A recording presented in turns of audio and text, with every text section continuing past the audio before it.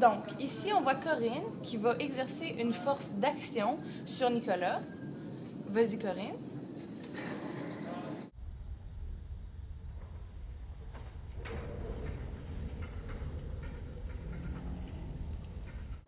Ici, on a vu un phénomène.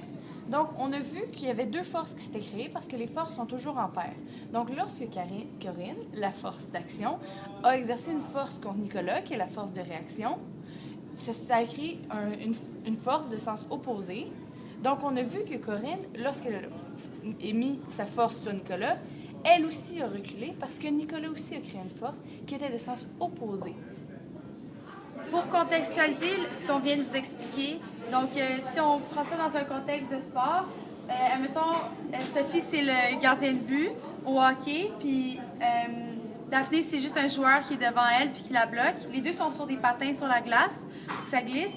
Sophie, elle va pousser Daphné pour que Daphné s'enlève. Donc Sophie pousse Daphné.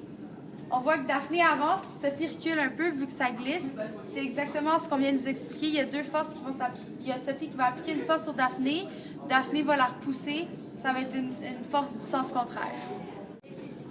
Parce que la force que je vais appliquer en poussant Daphné sur les épaules de Daphné, il va avoir une force égale qui va venir au contraire de moi. C'est pour ça que je recule. Au contraire, donc en sens opposé.